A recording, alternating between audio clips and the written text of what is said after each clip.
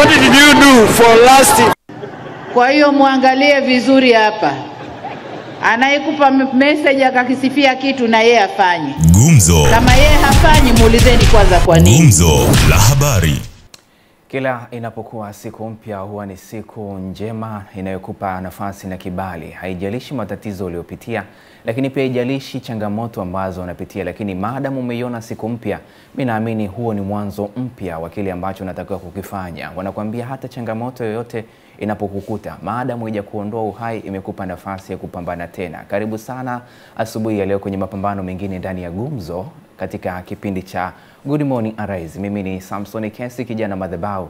Ninayo furaha kukualika tena tuungane katika siku hii ya leo ya tarehe 15 ya mwezi wa 4 mwaka 2025, tukiwa tunazidi kuisogelea Pasaka, yani kwenda kuadhimisha kifo na ufufuko wa Bwana wetu Yesu Kristo, ambapo pia mtumishi wa Mungu amekutangazia Jumapili hii kwamba utaula mwili wa Kristo na utaula kwa namna ya kawaida au kwa namna ya mazoea. Utakula kulingana na mafunuo au kulingana na ufunuo ambao Mungu ataachilia kupitia mtumishi wake wa Mungu. Lakini kikubwa pia ninazidi kukukumbusha, leo ni siku ya Jumanne, siku ambayo kuna ibada mbili katika madhabahu ya Inuka Uangaze, pale ambapo mtumishi wa Mungu atakwenda kusimama katika madhabahu hiyo. Lakini pia itakuwa ni siku ya kuzidi kulifahamu neno la mwezi wa 4 ambalo mtume ameliachilia Jumapili ya hapo juzi. Kwa hiyo kikubwa, fika kuanzia majira ya saa 7 ili uweze kuhudhuria kuanzia ibada ya saa 8 na kuendelea. Lakini pia ibada ya pili itaanza tu pale ibada ya kwanza itakapotamatika. Lakini pia kumbuka, mtumishi huwa ana kawaida siku ya Jumanne kuunganisha na operation Komboa Familia. Kwa hiyo kikubwa, ungana nasi, ungana na madhabahu ya Inuka Uangaze, ungana na mtumishi wa Mungu kwenda kupokea kile ambacho umeandikiwa kwa mwaka huu, lakini pia kwa mwezi huu wa 4 ukawe ni mwezi wa tofauti kwako. Wakati Yesu anafufuka, basi na mambo yako mengi yakafufuke kwenye maisha yako. Karibu sana na nikualike kwa moyo mkunjufu, na tulianze Gumzo asubuhi ya leo mubashara moja kwa moja kutoka katika studio za Arise and Shine TV hapa katika mtaa wa Avocado jijini Dar es Salaam katika kata hii ya Kawe. Habari za asubuhi Bwana Fares Kauli. Asante. Uko salama kabisa. Mambo yanaenda vizuri, naona leo mvua hakuna. Leo mvua hakuna, naamini hata jeshi la polisi kikosi cha zimamoto mmepumzika, sababu moja ya kitu ambacho pia mnahusika kwenye kuokoa ni katika nyakati kama hizi. Ni kweli, tunachukua tahadhari kwa hali na juu na mali, tunaangalia uwezekano namna gani wananchi hawezi kupata madhara makubwa. Tumekuwa tukizunguka mvua zinapoendelea kunyesha sehemu zile ambazo zinazotoa maji kwa wingi zaidi. Lakini hata sehemu zile za ufukwe kuangalia, je, kuna mtu yote ambaye aliyobaki, sababu hali ya hewa inakuwa inabadilika. Kwa hiyo jeshi la zimamoto limekuwa likizunguka kwa ajili ya kufanya kutoa elimu na kufanya maokozi ya ambayo inaweza kusababisha na madhara. Kuna wakati naanza kudhani kwamba jeshi la zimamoto ndio kitengo ambacho kinahusika na maeneo yote, sababu kuna kipindi ulikuja hapa kutuambia namna ya kuokoa watu kwenye ajali, ambapo hata jeshi la traffic wao wanahusika na usalama barabarani. Kwa hiyo mnaingia napo pale, masuala ya mioto, masuala ya uokozi kwenye majengo marefu, masuala mengi sana mnahusika. Sasa sijajuaga kozi yenu huaga inadili wapi sana, sababu kila mahali naona kama mnaingia hivi kwenye maisha ya kila siku. Ni kweli jeshi la zimamoto limekuwa likikava kwa asilimia kubwa sana kwa jamii. Ndio maana tunasema tuko karibu sana na jamii. Na kuwa karibu na jamii, jeshi la zimamoto lijihusisha na makosa ya kijinai. Ndio. Isipokuwa kwamba litajihusisha endapo kama umefanya jambo na askari yuko pale, atahusika. Lakini kwa jeshi kwa ujumla kazi yake ni kuokoa maisha na mali. Sasa jamii inazungukwa na vitu vingi ambavyo vinavyotumiwa na jamii. Ndio. Sasa vitu ambavyo vinavyotumiwa hizo vinaweza kuwa vya hatari au vikawa visivyo vya hatari. Sasa vikiwa vya hatari, na maana jeshi la zimamoto litahusika kutoa elimu, pia vile vile kuokoa pindi inapotokea dharura ya aina yoyote ile. Kwa hiyo limekuwa likiwa limesimama kwa jamii kwa ukubwa zaidi. Jeshi la zimamoto ni jeshi la jamii, yani ni jeshi ambalo hata mwanajamii naye ana participate kuhakikisha kwamba kazi za jeshi hilo zinakwenda. Mwanajamii anaweza asiwe mpelelezi akajua zaidi upelelezi, lakini akawa na utaalamu wa kuokoa na akaongezewa ujuzi zaidi kupitia jeshi la zimamoto. Leo tunaangazia zaidi mioto, lakini ni ile namna gani ya kugundua ya kuiepuka au kuiangalia mioto na namna ya kuiepuka, sababu wakati tunapokuwa kwenye mazingira, moto unakuwa ni kitu ambacho kwa namna ya kawaida kinaweza kikaanza katika hali ndogo, lakini baadaye kikaja kuwa na madhara. Sasa ni namna gani ya kukabiliana na moto, ndicho ambacho tumepitia, au namna gani ambavyo pia mioto hiyo tunaweza tukaikabili katika njia ambayo ni nyepesi na sisi wenyewe tukawa hatudhuriki. Sasa utatupitisha kwenye hilo, lakini pia utatuambia mimi kama mwanajamii nawezaje kutambua huu moto ni mkubwa, huu moto ni mdogo, lakini pia namna gani ambavyo mimi naweza nikajinusuru kuondoka kwenye moto huo na kuliepusha janga hilo lisiwe tena hatari kwa watu wengine? Vizuri. Ni kweli kama unavyosema, wananchi wengi wanajua kwamba zimamoto ni kuzima moto, lakini tulizigusia pale kufanya maokozi maeneo mbalimbali. Sasa tunasema kwamba ili uweze kufahamu moto, binadamu amebarikiwa na Mwenyezi Mungu kuweza kutambua vitu mbalimbali ambavyo ni hatari na sio ambavyo sivyo hatari, kwa kutumia sense organ ambazo njia za ufahamu. Sasa utautambuaje kwanza moto? Cha kwanza utautambua moto aidha kwa kunusa kitu ambacho kinachoungua. Kwa mfano unakuwa huko nje, unakuta moto unatokea ndani, utautambua vipi? Unakuta kuna kitu kinachoungua, aidha inaweza kawa inaungua nguo au plastiki. Kwa hiyo utanusa kwa harufu kwa kutumia pua. Kwa hiyo utatambua huko ndani kuna kitu kinaungua, au sehemu fulani hapa kuna kitu kinaungua. Kwa hiyo lazima uchukue tahadhari. Lakini kitu cha pili, utautambuaje moto? Utautambua moto kwa kuangalia moshi. Aidha moshi utatoka kwa njia nyeusi, unaweza kukuta moshi umejitokeza kwa namna aina yoyote ile. Ukiona moshi unajua umeshatokea moto. Kwa hiyo utatambua kwa namna hiyo. Lakini vile vile hiyo kwa kuona, ina maana kuona moshi kwa kuona. Ushapewa macho tayari tunaona moshi. Kwa yule ambaye hawezi kunusa ataona kwamba moto umetokea, moshi unaonekana. Kwa hiyo mtu yote anaweza kutambua hapo kumetokea moto. Lakini njia nyingine unaweza kutambua kwa namna gani? Utatambua moto kwa kutambua kwa kuhisi joto. Hali ya hewa ambayo inayokuwa pale inabadilika. Hata kama ukienda kugusa milango unakuta kuna joto, aidha ulikuwa umefunga godown lako au umefunga store yako au umefunga nyumba yako, moto unatokea. Muda mwingine unaweza kugusa tu ukuta, unakuta joto limeongezeka. Limetokea wapi? Wengine ndani moto unaendelea kuwaka. Kwa hiyo utatambua. Lakini njia nyingine unaweza kutambua moto kwa namna gani? Unaweza kutambua moto kulingana na hali ya hewa ya ndani inabadilika. Moto unavyotokea unakuta ndani kuna jaa, aidha kunakuwa na moshi wa kutosha au joto, mkandamizo wa hali ya hewa ambayo inakuwa pale. Kwa hiyo hali ya hewa ambayo pale inakuwa inabadilika kabisa. Kwa hiyo utaweza kutambua. Lakini vile vile unaweza kutambua moto kwa mlio. Ule mwako ambao unatokea pale, unasikia kama miluvi hivi inapiga, kama nyumba ilikuwa imefunga, kama nyumba ilikuwa imefunga unasikia tu vimilio mle ndani moto unavyowaka. Kwa hiyo unaweza kutambua. Kwa yule ambaye hawezi kusikia, ina maana ataona. Kwa yule ambaye anasikia anaweza kasikia kwa kutumia ile milio ambayo inatokea mle ndani. Lakini jambo lingine unaweza kutambua moto, nasema unaweza kutambua ule moto ambao unatokea pale kwa miale ambao unatokea. Kwamba moto umetokea, ule mwako ambao unatokea pale unatambua hapa moto umetokea unawaka. Kwa hiyo umeuona ule moto wenyewe. Hiyo ni njia za fahamu za kuweza kutambua moto. Lakini kuna hatua za kuchukua pindi unapogundua tukio la moto. Ni hatua zipi ambazo unatakiwa uzizingatie? Kuna hatua ya kwanza, tunasema kwamba moto ukitokea haitakiwi kupaniki. Ondoa hofu. Inatakiwa uwe mpole, umetulia. Unatulia kwa namna gani? Kwa sababu mtu muda wote moto ukitokea inaweza katokea shoti. Afande, unapozungumzia kutulia hapo unanipa mashaka. Mimi nina kagodoro kangu kamoja. Maisha yangu ya ngama, pangu pakavu. Nione moto unaunguza godoro, nitulie. Kwa hali ya kawaida ni ngumu. Sasa ninawezaje kuikabili hiyo hofu, nikashusha tempa yangu alafu nikaukabili moto? Njia ya kukabili hofu kuna njia moja. Tunasema kwamba ukiona hata shoti imetokea, kunakuwa na taharuki. Sasa ili uweze kuondoa ile taharuki, unaondoaje? Tunasema unavuta pumzi, unameza, unapumua taratibu. Unavuta pumzi kama mara 3, utakuta mwili wako wote umekuwa na hali ya kawaida. Sasa kama utakuwa na hofu, ina maana unaweza kusababisha madhara makubwa. Aidha unaweza kalivuta lile godoro ukalirushia huko. Kumbe unakorushia unakuta kuna vitu ambavyo vinavyowaka kwa haraka zaidi. Kwa hiyo unazidi kusambaza ule moto. Kwa hiyo lazima uondoe hofu. Kwa sababu kinachowaka moto unawaka taratibu. Ingekuwa ni kama ni gesi au kimiminika cha aina yote kinalipuka, ina maana inaweza kuleta madhara. Lakini kilichowaka labda ni godoro kama alivyosema, ina maana kutakuwa na waka taratibu. Kwa hiyo lazima uondoe hofu. Hata kama utakuwa umetokea labda kinachowaka ni kimiminika, lazima uondoe hofu. Kisha ondoa hofu, mazingira yatabaki kuwa salama. Kitakachofuata ni kutoa taarifa kwa wale waliokuzunguka. Kwa namna gani? Unaweza kutoa taarifa, unakuta kwenye majengo makubwa kama haya kuna alarm ziko pale.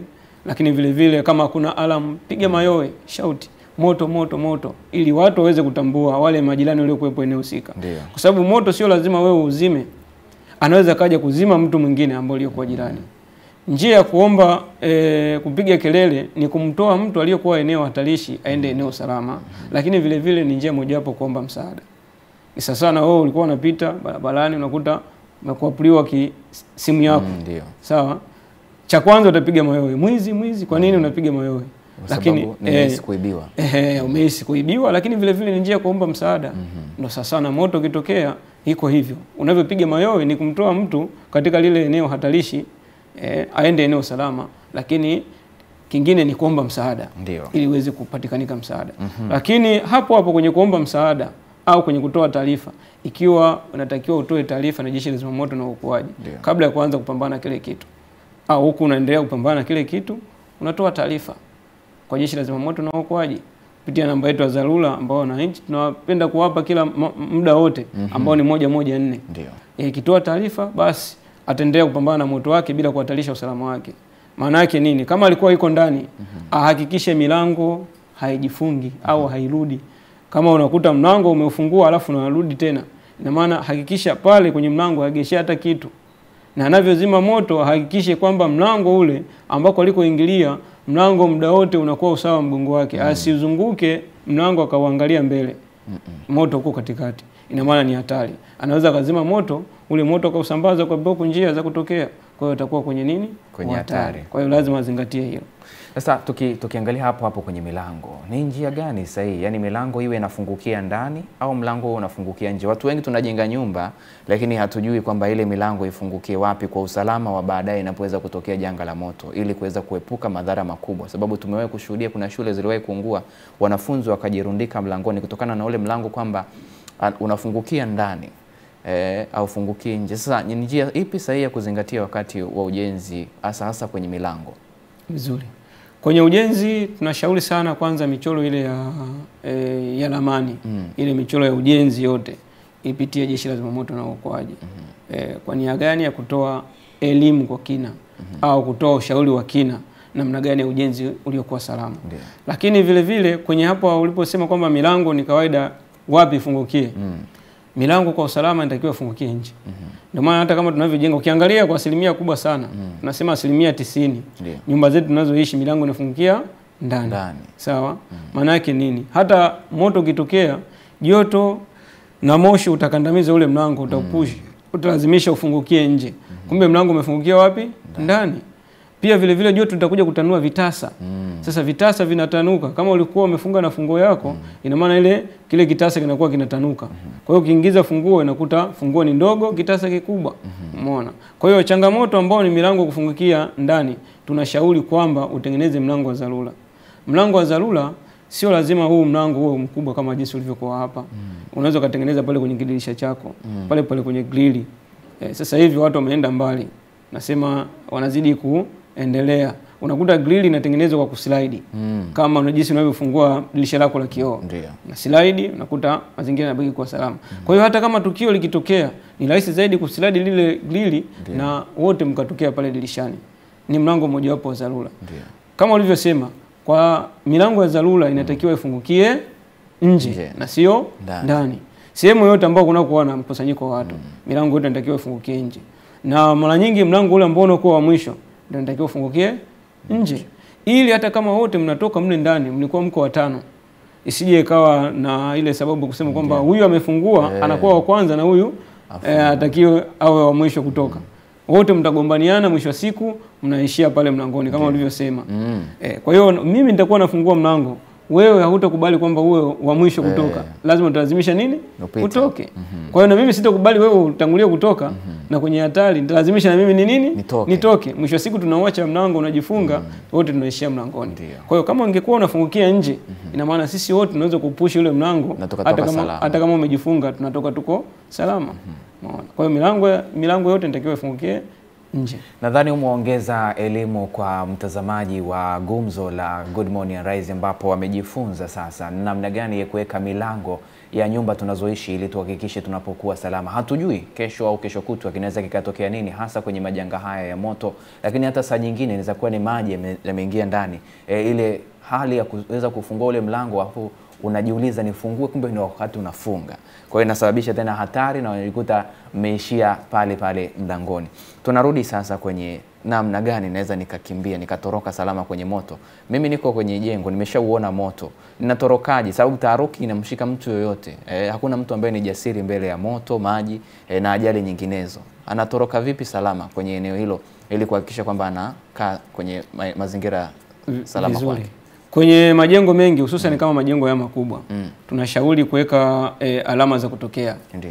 Alama za kutokea kwa kitaalamu unaita exit sign. Ndio. Sawa. Hizi alama za kutokea ni njia sahihi au sehemu sahihi ya kutokea.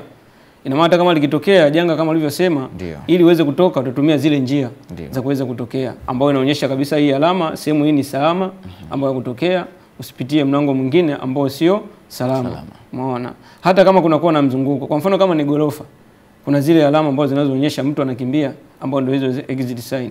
Kwa hiyo ukipitia zile njia itakuwa uko salama. Lakini tunashauri sana kwenye jengo unavyotoka haitakiwi kukimbia. Unaona, kukimbia zile mbio unaweza kusababisha madhara wewe mwenyewe.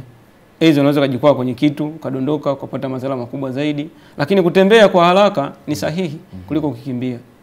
Yaani kutembea unaweza kusababisha kwamba usivute moshi mwingi, lakini kukimbia unaweza kusababisha utavuta moshi mwingi kwa sababu utakuwa na panic. Utaongezea mihemko ambao kwenye mwili wako, mwisho wa siku utavuta moshi mwingi, unadondoka chini, unapoteza maisha. Lakini vile vile kama moshi umesambaa ndani, hii tunashauri kama moshi umesambaa ndani, inatakiwa ulale chini. Ulale chini au utambae chini. Unaongea kwa urahisi sana. Mimi nauona moshi na moto ni mkubwa huko nilikotoka. Moshi umeshasambaa ndani. Nilale tena chini afande? Si kwamba ndo nazidi kuhatarisha maisha yangu kwenye jengo hilo. Sio kuhatarisha maisha. Maana yake nini? Moto unavyowaka moshi unaenda hewani. Kinachofanyika nini? Unaenda kukandamiza hewa ya oxygen. Hewa ya oxygen inashuka chini. Pale chini kunakuwa na uwazi fulani. Hata kama petroli kimwagika kama hapo, ukiwa unawaka moto, utakuta ule moshi unaenda juu, unaenda kukandamiza hewa ya oxygen inashuka chini. Pale chini kunakuwa na uwazi fulani, kunakuwa na layer fulani ya hewa ya oxygen. Pia vile vile utaona mwanga sehemu za kutokea. Kwenye milango utaona mwanga. Lakini ukisimama hivi kwa sababu moshi umesambaa huko ndani na umepanda juu, hutaweza kuona kwa huko ndani. Au hutaweza kuona sehemu za kutokea. Lengo ni ule mtu anayehitaji kujiokoa aweze kupata kwanza ile hewa kidogo iliyoko salama, angalau ni salama, alafu aone mianya ni wapi anatakiwa kupita. Kinachofuatia ni kutambaa, kutumia mikono yake na miguu yake kuelekea hapo. Kuna watu unawaangalia kwa jicho la huruma sana. Kuna miili haifai kutambaa. Yaani yeye mwenyewe ile mwendo wake anaotumia ni kama kutambaa. Sasa akilala tena chini kujivuta kucrawl, hapo ndo tunataka sasa watu waende JKT wanapomaliza kidato cha 6.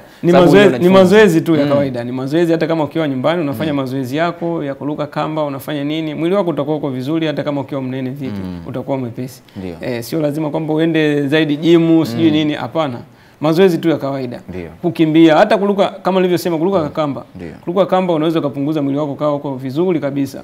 Utasweti pale, kwa hiyo mwili wako utakuwa uko hata kama likitokea tukio la aina yote, unakuta huyu ni kibonge lakini anaambiwa anakimbia, anampisha, anapita huyu mwepesi. Inakuwaje? Kwa sababu ana mazoezi, anafanya mazoezi mara kwa mara. Kwa hiyo hata kama yeye akilala chini kwa umbali wa sentimita 30 kutoka chini ya ardhi, ataweza kupata asilimia fulani ya hewa ya oxygen. Kitakachofuata ni kutambaa, hata kama kupiga magoti na kutambaa, kutembea yeye mwenyewe na mikono yake, itakuwa ni vizuri zaidi kwa sababu sababisha kupata hewa ya oksijeni ya kutosha. Sasa ni wakati gani wa kutumia vifaa vya kuzimia moto, lakini pia matumizi yapi sahihi sasa? Sababu kuna saa nyingine unaweza kukuta umepata ndio uko karibu na kifaa cha kuzimia huo moto. Na puliza vipi? Unajua kuna namna ya kuelekezea. Unaweza kukuta mimi napiga juu lakini kuna namna nzuri sahihi ambayo haitanizuru mimi. Na wakati huo unakuta sina zile maski kwa ajili ya kuzuia ile hewa nayo isinivae mimi. Kwa kutumia vifaa vya awali ambavyo vya kuzimia moto, mara nyingi sana tunasema kwamba kama unakuwa nacho ni vizuri zaidi, kama nilivyosema kwamba zima moto bila kuhatarisha usalama wako.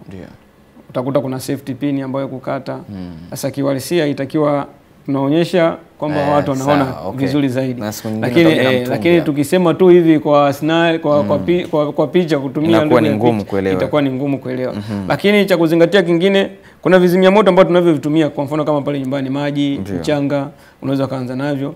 Lakini angalizo, hakikisha umekata umeme wako ndipo mwagie maji eneo husika. Inaweza kusababisha kama ulivyosema kinachowaka ni godoro, lakini pale kwenye godoro ulipitisha nyaya zako za umeme zimepita, lakini vile vile kuna socket switch ziko pale. Sasa unataka kuzima ule moto kwa kutumia maji. Hakikisha umezima main switch yako, au umekata ile circuit breaker mizima, ndipo mwagie maji eneo husika. Kwa sababu kama utazima moto kutumia maji na umeme uko live, ina maana maji ni njia nzuri kupitisha umeme, utasababisha madhara makubwa ambayo yanaweza kutokea pale na mwenyewe utakuwa kwenye hatari. Lakini kingine tunasema kwamba hakikisha kwamba unavyotoka eneo la tukio la moto usije ukarudi tena. Umepambana na moto, hujapambana na moto, umetoka lile eneo husika, umeenda eneo salama. Sawa? Umekaa pale, ukakumbuka kwamba ndani niliweka kitu fulani. Niliacha fedha zangu, niliacha hela, niliacha kitu fulani mle ndani, niliacha simu yangu. Hata kama ofisini unakuta watu wengi wanaorudi, unakuta aliacha simu, aliacha wallet au laptop yake, anarudi tena ofisini kwenda kuiokoa. Sasa changamoto unakuta amefloat, anadondoka mle ndani. Au unakuta tayari moto umezidi tofauti na ulivyouacha. Ulivyouacha. Kwa hiyo kikawaida, kwa nini tunasema hivi usirudi tena ndani ya tukio la moto? Ulivyotoka moto ulikuwa kwenye hatua ya awali ambayo tunaita ignition au chanzo au short imetokea. Ignition, unaona short na cheche zinatokea pale, ni ignition au hali ya joto. Sawa? Kwa hiyo utakavyotoka pale lile eneo husika, ukifika eneo ambalo ni salama, utakavyokumbuka kwamba ndani nimeacha simu yangu, ule moto ushafika kwenye stage ambayo ni ya pili, hatua ya pili ambayo ya ukuaji, ambayo ni gloss. Kwa hiyo moja kwa moja ukifika pale utakutana na moshi. Ndio. Umeona moshi umesambaa pale ndani. Sasa kitakachokuumiza wewe eneo la tukio la moto ni moshi. Wewe akili zako moja kwa moja utakuwa na haraka kwenda kuchukua kile kitu ulichokisahau eneo husika. Sasa wakati wa kuchukua na kurudi nacho, hutaweza kuhimili ndani hata sekunde 30 bila kuvuta hewa salama. Na upumue, utoe hewa chafu, afu upate hewa tena salama. Kwa hiyo hutaweza kuhimili. Mwisho wa siku utavuta ule moshi ambao uliosambaa pale ndani, kisha vuta ndio unaanza kupaliwa. Unakuta unakosa nguvu. Kwa hiyo ndio maana tunashauri kwamba ukishatoka eneo la tukio la moto usije ukarudi tena. Lakini hata kama wakati ule tunasema kwamba anza kupambana na moto bila kuhatarisha usalama wako. Kama umeamua kuzima moto, zima moto. Kama umeamua kufanya maokozi, fanya maokozi. Usifanye kazi mbili kwa wakati mmoja. Utakosa nguvu. Ndio. Umeona? Kama umeamua kuzima moto, pambana na ule moto. Kama uliamua kuokoa, basi okoa zile mali zako. Au okoa wale watu ambao waliokuwepo eneo husika. Kwamba si salama zaidi mtu anapofanya maokozi huku anahitaji kuzima moto kwa wakati mmoja. Anazidiwa. Kwa sababu huwezi kufanya vitu viwili kwa wakati mmoja, maokozi na kuzima moto. Ndio maana hata sisi wenyewe tunavyofika kwenye tukio la moto, cha kwanza ni kufanya maokozi. Kwa namna gani? Kama kuna binadamu yuko ndani, hatuwezi kupambana na moto kwanza. Lazima tufanye kwanza maokozi. Kwa namna gani? Kumtoa yule binadamu aliyokuwa eneo husika aende eneo salama. Ndipo tuendelee kupambana nini? Na ule moto. Labda kama kuna mitungi ya gesi huko mle ndani, lazima itolewe kwanza. Iweke eneo salama isiweze kusababisha madhara makubwa zaidi. Ndipo tuendelee kupambana na moto. Sasa wewe ni sergeant na unatoka jeshi la zimamoto Temeke. Ni jambo gani unatamani watu wengi zaidi wangefahamu kuhusiana na moto na maokozi yake? Yaani lile jambo ambalo unaona mimi sijui utaalamu zaidi, lakini najifunza kutokea kwako. Jambo gani sasa watu wangetakiwa wafahamu zaidi kuhusiana na moto na usalama wa moto? Cha kufahamu zaidi kwamba ni kuweza kuweka mazingira yaliyokuwa salama. Namna gani hususan vifaa vya umeme vikae katika hali ya usalama. Tuzingatie sana wakati wa kufanya ujenzi, wakati wa tumeshajenga kuweka zile wiring katika hali ya usalama. Ndio. Tujitahidi kufanya survey kwenye umeme nyumba zetu. Namna gani kuweza kujikinga na yale majanga ambayo yanaweza kutokea moto. Kwa maana ukisikia mioto mingi ambayo inatokea kwenye nyumba ambazo tunazoishi, utasikia shoti ya umeme. Lakini imeanzia wapi? Imeanzia ndani tunakoishi. Either socket switch imeleta shoti, either tuliacha kitu wazi. Umeona? Umeme umekatika, tuliacha labda freezer iko on, umeme umerudi kwa kasi, umesababisha madhara. Kwa hiyo tuhakikishe kwamba hivi vitu vya umeme tuweke katika hali ya usalama muda wote na tuviangalie. Hata vile kuchaji simu. Wewe usiku ndo kawaida yako kuchaji simu. Alafu unachaji simu, umechukua ile simu umeweka kwenye kitanda chako. Pap ile charge umeweka kwenye socket switch, unaendelea kuchaji. Sasa kwa mazingira kama hayo unaweza kusababisha madhara makubwa sana. Kikawaida unavyochukua simu kuweka kwenye kitanda chako, kwenye godoro, au unavyochukua simu umeweka kwenye nguo, huko unaendelea kupeleka moto. Ile simu inapata joto. Kwa hiyo ni rahisi zaidi kudaka kile kitu ule moto ambao unatoka kwenye kwenye chaja kuingia kwenye simu. Ndio. Inaweza zaidi ita overheat pale, utasababisha godoro kuwaka moto na wewe mwenyewe utakuwa kwenye madhara makubwa. Kwa hiyo haitakiwi kuchaji simu kuweka kwenye kitu ambacho kinachoweza kuungua kwa haraka zaidi. Unaweza kuweka chini kwenye sakafu au kwenye meza ambao kwenye kitu chenye asili ya ugumu. Kwa hiyo utaweza kuokoa maisha yako. Nadhani ndugu zangu mnaotumia zile simu ambao vifaa vya mawasiliano mmeweza kuelewa. Naona simu yako hapo ilivyovimba betri na unakuwa unajiamini sana kuiweka karibu na kitanda chako au saa nyingine kuiweka karibu na mto wako ili tu huyu anayekupigia asikuulize kwa nini umechelewa kupokea. Mimi nikwambie tu usalama wako ni vema kuliko hata hiyo simu ya kuja kulaumiwa. Kwa sababu gani? Unapoungua unateketea, yeye atakukosa na wewe utamkosa, yani mtakosana na mwisho wa siku hakutakuwa kinachoendelea chochote. Kwa hiyo weka usalama wako vizuri kwa mazingira yako ya vifaa vya simu na vifaa vingine vya umeme ambavyo unatumia, kuviweka mbali na vitu ambavyo ni rahisi kushika moto au kupata joto na kusababisha moto kuwaka. Hata pasi saa nyingine watu wanajisahau. Mtu anaweka pasi anaiacha kwenye godoro licha ya kuilalisha, lakini anasahau ile pasi bati lake lote lile linashika moto. Kwa hiyo anakuta anaiacha paka nguo inaanza kuwa na rangi ya unjano. Ni kweli. Au saa nyingine ameacha tu, amesahau, ameondoka, mwisho wa siku nyumba inakuja kuungua kwa sababu ya kusahau pasi. Pasi ya 30 inakuja kuteketeza nyumba ya milioni 30. Embo ujiulize hapo. Sasa afande, natamani kujua kisa gani kimoja ambacho umewahi kukutana nacho ukajua kabisa hichi kilisababishwa na uzembe wa watu kutofuata au kutojua aina ya moto wanaoukabili kwenye kazi yako. Sidhani una miaka mingapi, lakini naamini kuna kisa cha kusisimua tu ambacho ulikikuta either kinasikitisha au kinatoa funzo kubwa la watu namna ya kukabiliana na mioto. Ni kweli. Nishawahi kuona kuna tukio moja liliwahi kutokea maeneo ya Kiwalani. Ambako moto ulikuwa unawaka ni nyumba. Kiwalani katikati kulikuwa na barabara ni nzuri. Ndio. Ambayo ya lami. Ndio. Lakini kwa ndani kidogo ile barabara haiwezi ile barabara haifiki kwenye zile nyumbani. Kilichokuwa kinasababisha pale ilisababisha ni short ya umeme imetokea kwenye nyumba inawaka moto. Lakini wakati wa kuzimaji wa ule moto na nchi tunakimbizana, tunachukua ndoo na mwaga pale kwenye maji bila kuzingatia kukata umeme. Siku kilichotokea ni nini? Ulitokea mwako ambao ni mkubwa sana. Kwa sababu maji ulivyomwaga ulitokea moto fulani hivi kama blue fulani. Kwa hiyo umeme ulikuwa umesambaa zaidi kwenye maji ambao ulikuwa mwaga. Kwa hiyo kulikuwa na taharuki kubwa sana. Lakini kingine niliwahi kuona kuna gari moja hivi walikuwa wanazima moto. Kwa kutumia vile zimia moto vya awali kama ulivyosema. Baada ya kuvitumia kiufasaha wakawa wanarushia mle ndani. Ndio. Wakajua kwamba vinyewe vitalipuka na kuzima moto. Kumbe hapana. Ni elimu ambayo tunaendelea kuitoa mara kwa mara kwamba kuzingatia namna gani ya kuweza kutumia vitu hivyo. Sasa ni ushauri gani wote wa ziada ambao ujumbe ungependa kuacha nao hadhira yetu juu ya usalama wa moto? Ushauri wangu, majanga haya ya moto yanavyojitokeza au majanga mbalimbali yanavyojitokeza, tukumbuke kuchukua hizi tahadhari ambazo tunazoendelea kuzitoa. Pia vile vile kutoa taarifa kwa wakati kwa Jeshi la Zimamoto na Uokoaji. Jeshi la Zimamoto liko standby muda wote kwa ajili ya matukio. Tutoe taarifa kupitia namba yetu ya dharura ambayo ni 114. Ndio. Kisha toa taarifa, elekeza kwamba hili tukio liko sehemu gani. Kisha sema eneo husika, aidha kama kuna tunasema kwamba kama kuna msikiti, kanisa, taja jina maarufu au mtaa au hata kama mtu ni maarufu yuko pale. Kwa hiyo taja lile eneo husika. Jeshi la Zimamoto litakuja eneo husika na kuweza kupambana na lile tukio au kufanya maokozi. Hiyo maokozi aina yote kwenye mashimo, kutumbukia kwenye maji, kwa mfano kama sasa hivi mvua zinavyoendelea kunyesha. Ndio. Moto umetokea. Kwa hiyo tutoe taarifa Jeshi la Zimamoto, tusisite. Tusianze kuokoa kwanza kabla ya kuanza kutoa taarifa kama nilivyosema pale awali. Paniki na maana tutaweza kusababisha madhara, lakini toa taarifa Jeshi la Zimamoto kwa haraka, tutakuja eneo husika, tutauzima moto au tutafanya maokozi. Ndio. Nikushukuru sana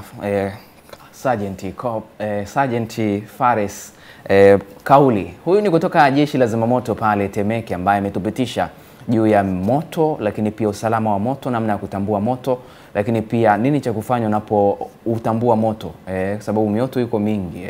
Na tumezungumza wiki iliyopita, tulizungumzia classes za moto, yani yale madaraja ya moto, namna ya kukabili moto huu na ukabili vipi. Lakini pia kuna haya mambo ambayo umeyasikia kutoka kwa Fares Kauli. Yeye ni sergeant wa Jeshi la Zimamoto mkoa wa Zimamoto pale Temeke, na akitupitisha kwenye mambo mengi. Tumekuwa tukiwa naye hapa mara kwa mara Lengo na nia tunaamini unaenda kujifunza vitu vingi zaidi, sababu kesho na kesho kutwa unaweza kuwa wewe leo huko kwa wazazi, utakuwa na familia yako, namna ya kuelekeza watoto, namna ya kuikabili mioto, lakini namna ya kuizima na kuielekea, lakini namna ambavyo unaweza kujiepusha. Upo ofisini, uko kwenye gorofa za juu zaidi, unaweza kufanya nini kujiepusha na athari zaidi zinazotokana na moto katika eneo lako. Hili ni gumzo na tumepita hapa na tulikuwa tukipewa nguvu na madhabahu Inuka Uangaze chini ya Apostle Boniface Bulldozer Mamposa, lakini pia nikukumbushe leo ni Jumanne, ibada ni 2. Alafu anakuja hapa Lightness Jerry kukuambia kile ambacho kinatendeka kwenye madhabahu ya Mungu. Nguvu ya madhabahu inakuja, lakini pia game time ni sehemu ya kipindi hichi. Lakini nikwambie wema ni akiba. Mungu ndio mganga wa kutosha.